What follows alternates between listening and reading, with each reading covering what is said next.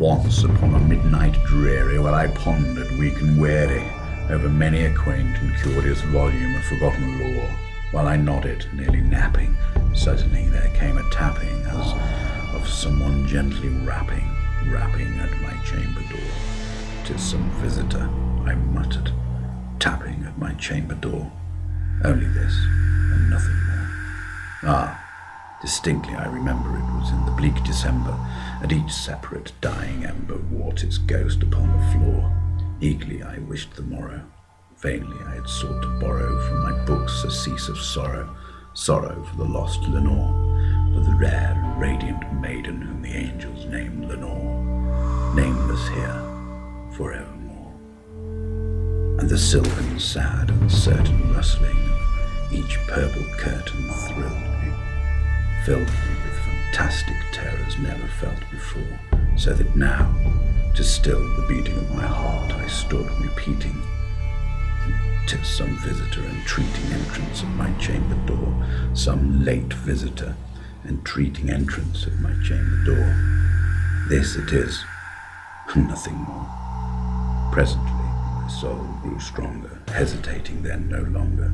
"Sir," said I, or "Madam, truly your forgiveness I implore, but the fact is I was napping, and so gently you came rapping, and so faintly you came tapping at my chamber door, that I scarce was sure I heard you. Here I opened wide the door, darkness there, and nothing more. Deep into that darkness, peering long, I stood there, wondering, fearing, doubting, dreaming dreams no mortal ever dared to dream before. But the silence was unbroken, and the darkness gave no token, and the only word there spoken was the whispered word, "Lenore." This I whispered, and an echo murmured back the word, "Lenore." Merely this, and nothing more. Back into the chamber turning, all my soul within me burning. Soon again I heard a tapping, somewhat louder than before. "Surely," said I, "surely that is something at my window lattice. Let me see then what threat is, and this mystery explore. Let my heart be still a moment, and this mystery explore. 'Tis the wind, and nothing more." Open here I flung the shutter, when with many a flirt and flutter in there stepped a stately raven of the saintly days of yore. Not the least obeisance made he, not a minute stopped or stayed he, but with mine of lord or lady perched above my chamber door, perched upon a bust of Pallas just above my chamber door, perched and sat, and nothing more. Then this ebony bird, beguiling my sad fancy into smiling by the grave and stern decorum of the countenance it wore, "Though thy crest be shorn and shaven, thou," I said, "art sure no craven. Ghastly grim, an ancient raven wandering from the nightly shore, tell me what thy lordly name is on the night's plutonium shore." Quoth the raven, "Nevermore."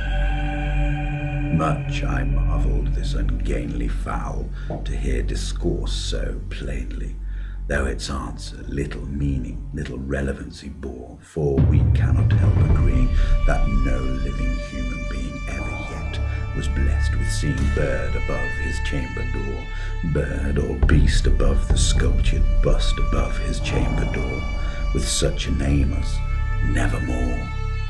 But the raven, sitting lonely on the placid bust, spoke only that one word, as if his soul in that one word he did outpour.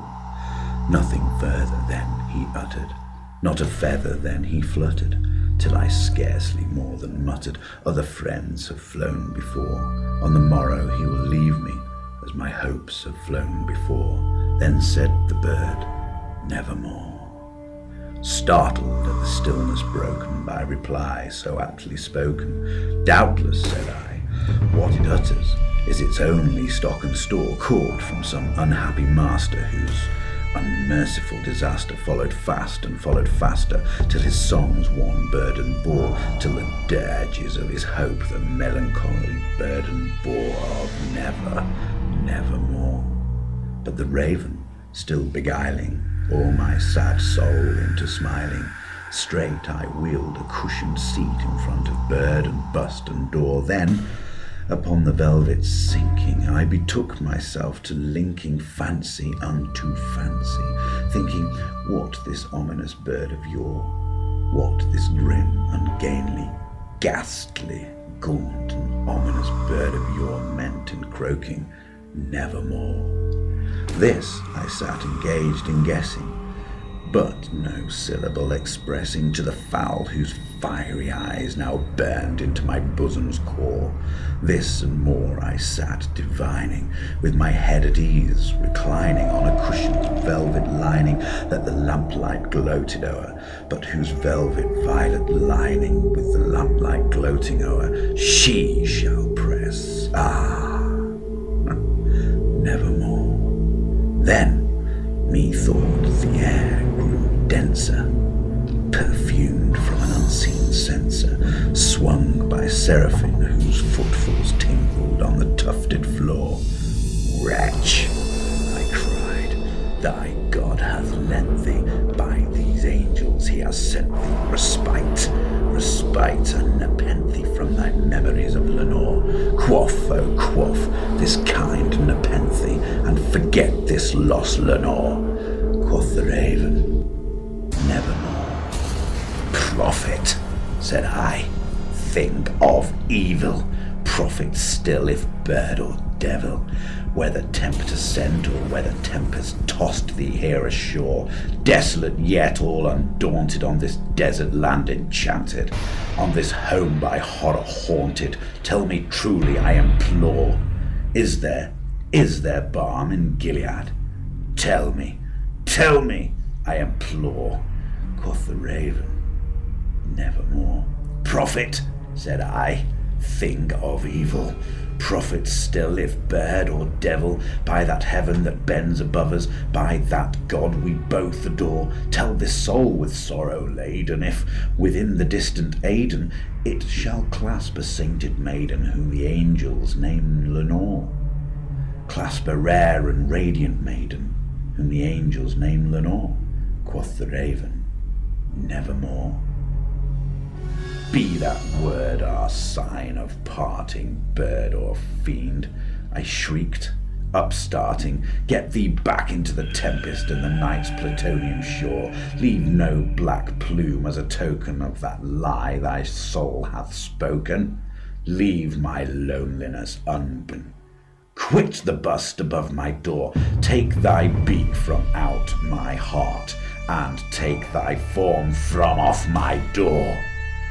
Quoth the raven, nevermore.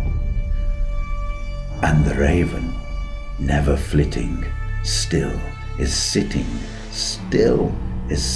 on the pallid bust of Pallas just above my chamber door, and his eyes have all the seeming of a demon's that is dreaming, and the lamplight o'er him streaming throws his shadow on the floor, and my soul from out that shadow that lies floating on the floor shall be lifted nevermore.